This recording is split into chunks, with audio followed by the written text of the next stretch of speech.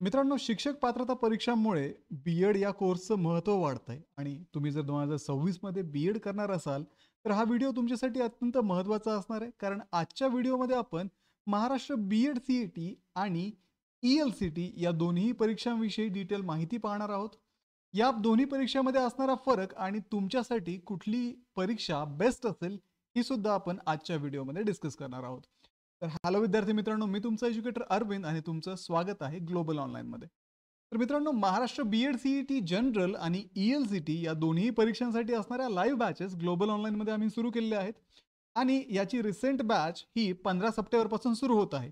या बॅचमध्ये तुम्हाला daily live classes, recorded video lectures, संपूर्ण अभ्यासक्रमाच्या नोट्स, 50 पेक्षा अधिक मॉक टेस्ट आणि 2000 पेक्षा अधिक एमसीक्यूंचा संच या बॅचमध्ये तुम्हाला मिळणार आहे. तसेच विद्यार्थी मित्रांनो, डेली लाईव्ह लेक्चर्सच्या माध्यमातून आणि मल्टिपल रिव्हिजन्सच्या माध्यमातून परीक्षेच्या अगोदर तुमचा संपूर्ण सिलेबस इथे कव्हर केला जाणार आहे. तर या बॅचला जॉईन करण्यासाठी स्क्रीनवरती दिलेल्या नंबरवरती तुम्ही व्हॉट्सअप करू शकता किंवा प्ले स्टोअरवरती जाऊन तिथेही ग्लोबल ऑनलाईन ॲपमध्ये हा कोर्स तुम्ही जॉईन करू शकता. तर लवकरात लवकर या कोर्सला जॉईन करा आणि आपलं जे चांगल्या कॉलेजमध्ये, गव्हर्नमेंट कॉलेजमध्ये बी-एड करण्याचं स्वप्न आहे ते पूर्ण करण्याच्या तयारीला लागा. तर विद्यार्थी मित्रांनो, सुरुवातीला आपण ई-एल-सी-टी ही परीक्षा कशासाठी असते आणि या परीक्षेचं महत्त्व काय आहे ते पाहणार आहोत. तर ई-एल-सी-टी म्हणजे इंग्लिश लँग्वेज कंटेंट टेस्ट. तर ही जी परीक्षा आहे ती अशा विद्यार्थ्यांसाठी कंपल्सरी आहे ज्या विद्यार्थ्यांना आपलं बी-एड इंग्लिश मीडियम कॉलेजमधून करायचं आहे. तसंच विद्यार्थी मित्रांनो, ही जी परीक्षा आहे ती बी-एड जनरल सी-ई-टी सोबत घेतली जाते आणि ई-एल-सी-टीचा जो स्कोर आहे तो तुमच्या सीट अलॉटमेंटसाठी म्हणजे तुमच्या ॲडमिशनसाठी कन्सिडर केला जातो. तसेच विद्यार्थी मित्रांनो, या परीक्षेसाठी असणारी जी एलिजिबिलिटी आहे ती एलिजिबिलिटी बी-एड परीक्षेसाठी पण आहे. ती म्हणजे ओपन कॅटेगरीच्या विद्यार्थ्यांना 50% मार्क्सची इथे आवश्यकता आहे. रिझर्व्ह कॅटेगरीच्या विद्यार्थ्यांना 45% मार्क्स असणं इथं आवश्यक आहे. त्यानंतर जर विद्यार्थी टेक्निकल बॅकग्राऊंडमधून येत असतील, इंजिनिअरिंग असेल, टेक्निकल डिग्री असेल, तर कमीत कमी 55% ओपन कॅटेगरीच्या विद्यार्थ्यांसाठी आणि 50% हे रिझर्व्ह कॅटेगरीच्या विद्यार्थ्यांसाठी त्यांच्या फायनल इयरच्या एक्झाममध्ये असायला हवेत. मे बी त्या विद्यार्थ्याची डिग्री कंप्लीट झाली असेल किंवा पोस्ट ग्रॅज्युएशन कंप्लीट झालेलं असेल, तर त्या परीक्षेमध्ये त्या विद्यार्थ्याला 50%, ओपन कॅटेगरीला 45%, रिझर्व्ह कॅटेगरीला टेक्निकल बॅकग्राऊंडच्या विद्यार्थ्यांसाठी 55% ओपनसाठी आणि 50% रिझर्व्ह कॅटेगरीला मार्क्स इथे असणं आवश्यक आहे.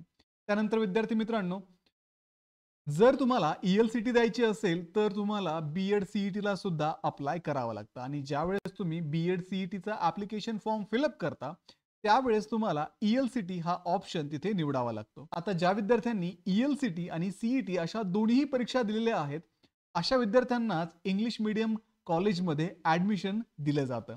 आता दुसरी महत्त्वाची गोष्ट म्हणजे तुम्हाला ई-एल-सी-टीची सेपरेट फीज पे करण्याची गरज नाहीये. जेवढी फी तुम्हाला जनरल बी-एड सी-ई-टीसाठी आहे, त्याच फीमध्ये तुमची ई-एल-सी-टी सुद्धा घेतली जाते आणि एलिजिबिलिटी क्रायटेरिया, क्वालिफिकेशनचा क्रायटेरिया हा दोन्ही परीक्षांसाठी एकच आहे. सिलेबसच्या बाबतीत जर पाहिलं तर ई-एल-सी-टीचा जो सिलेबस आहे त्याच्यामध्ये तुम्हाला रीडिंग कॉम्प्रिहेन्शन 20 प्रश्न विचारले जातात. व्होकॅब्युलरीवरती 5 प्रश्न विचारले जातात. ग्रामरवरती 8 प्रश्न, सेंटेन्स फॉर्मेशनवरती 7 प्रश्न, फोनेटिक्सवरती 3 प्रश्न, व्हर्बल इडियम्स अँड प्रोव्हर्ब्सवरती 5 प्रश्न आणि फिगर ऑफ स्पीचवरती 2 प्रश्न विचारले जातात. आणि या इंग्लिश विषयाच्या अभ्यासासोबतच तुम्हाला बी-एड जनरलचा सुद्धा अभ्यास करावा लागणार आहे. कारण तुम्हाला दोन्हीही परीक्षा कंपल्सरी आहेत. तर याच्यामध्ये तुम्हाला मेंटल ॲबिलिटी 40 मार्कला विचारलं जातं.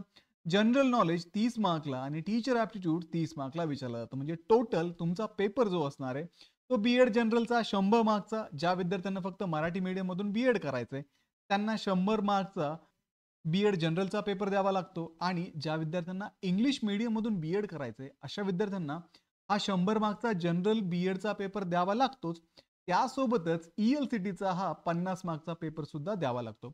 आता हे जे विषय आहेत, मेंटल ॲबिलिटी, जनरल नॉलेज आणि टीचर ॲप्टिट्यूड, या सर्व विषयांवरती आणि सोबतच इंग्लिश लँग्वेज या विषयावरती ग्लोबल ऑनलाईनच्या लाईव्ह क्लासेसमध्ये तुमचे क्लास घेतले जातात. तुम्हाला संपूर्ण syllabus as per exam pattern तुम्हाला शिकवला जातो. तुमची संपूर्ण एम-सी-क्यूची तयारी या बॅचमध्ये करून घेतली जाते आणि तुम्हाला 90+ मार्क्स कसे मिळतील याच्यासाठी प्रयत्न केले जातात.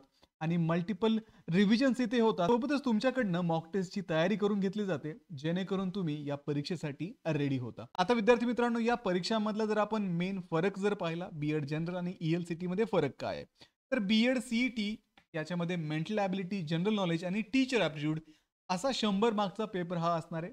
म्हणजे जर तुम्ही मराठी माध्यमातून बीएड करू इच्छित असाल, तर तुम्हाला 100 मार्कचा पेपर द्यायचा आहे. तेच जर तुम्हाला इंग्लिश मीडियममधून बीएड करायचं असेल, तर तुम्हाला ॲडिशनल 50 मार्कचा पेपर द्यावा लागणार आहे. म्हणजे एकतर 100 मार्कची बीएड CET प्लस 50 मार्कची ELCT तुम्हाला द्यावी लागणार आहे.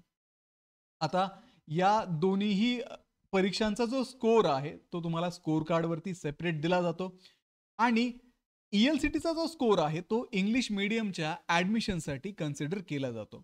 आता ज्या विद्यार्थ्यांना बीएड CETसाठी, बीएड जनरलसाठी चांगला स्कोर मिळालेला आहे, पण त्यांनी ELCT दिलेली नाहीये, अशा विद्यार्थ्यांना इंग्लिश मीडियम कॉलेजमध्ये ॲडमिशन दिलं जात नाही. पण ज्या विद्यार्थ्यांनी बीएड जनरल सोबत ELCT दिली आहे, अशा विद्यार्थ्यांना नक्की इंग्लिश मीडियम कॉलेजमध्ये ॲडमिशन मिळतं.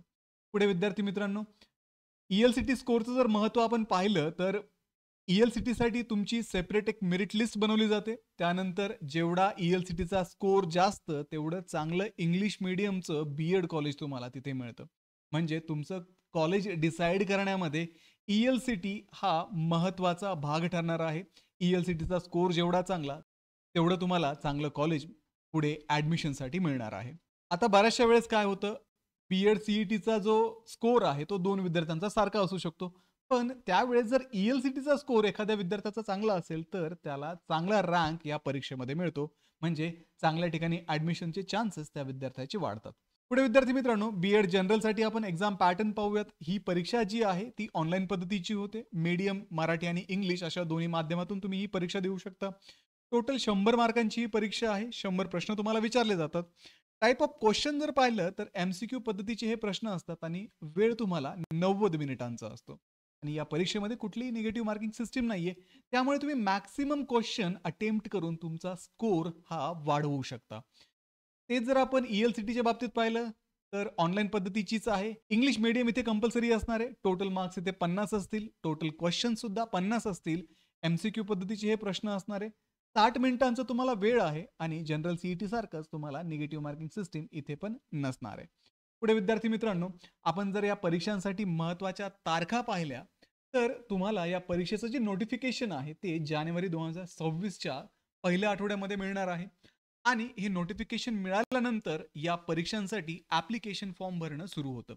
तर हे ॲप्लिकेशन फॉर्म भरत असताना लक्षात घ्या, जर तुम्ही ॲप्लिकेशन फॉर्ममध्ये ELCT सिलेक्ट केलं, तर तुम्हाला कंपल्सरी ELCT द्यावीच लागते. त्याच्यामुळे ॲप्लिकेशन फॉर्म भरण्याच्या अगोदर तुम्ही विचार करा, तुम्हाला जर इंग्लिश मीडियममध्ये ॲडमिशन घ्यायचंच असेल, तरच तुम्ही ELCT द्या, अन्यथा तुम्ही ELCT देऊ नका. ठीक आहे? हा महत्त्वाचा विषय आहे. कारण मागच्या वर्षी बऱ्याचशा विद्यार्थ्यांनी ELCT सिलेक्ट केलं. काही विद्यार्थ्यांनी सायबर कॅफेमध्ये जाऊन फॉर्म भरले. त्या सायबर कॅफेवाल्याने परस्पर ELCT सिलेक्ट करून दिलं आणि नंतर विद्यार्थ्यांना तिथे अडचणी आलेल्या आहेत. त्याच्यामुळे आत्ता डिसाईड करून घ्या, तुम्हाला इंग्लिश मीडियममध्ये बीएड करायचंय की नाही करायचंय. करायचं असल्यास फॉर्म भरतानाच ELCT सिलेक्ट करा. कारण एकदा तुम्ही फॉर्म सबमिट केला, त्याच्यानंतर तुम्हाला कुठल्याही पद्धतीचे चेंजेस फॉर्ममध्ये करता येत नाही. त्याच्यामुळे फॉर्म भरतानाच डिसाईड करायचं, ELCT सिलेक्ट करायचंय, नाही करायचंय.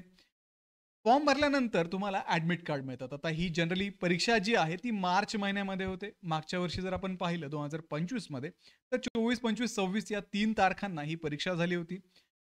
जनरली मार्चच्या 2ऱ्या, 3ऱ्या आठवड्यामध्ये ही परीक्षा होणार आहे आणि या परीक्षेसाठी जे असणारे हॉल तिकीट आहेत, ते परीक्षेच्या साधारणतः 10 दिवस विद्यार्थ्यांना दिले जातात आणि ऑनलाईन पद्धतीनेच हे हॉल तिकीट मिळतात.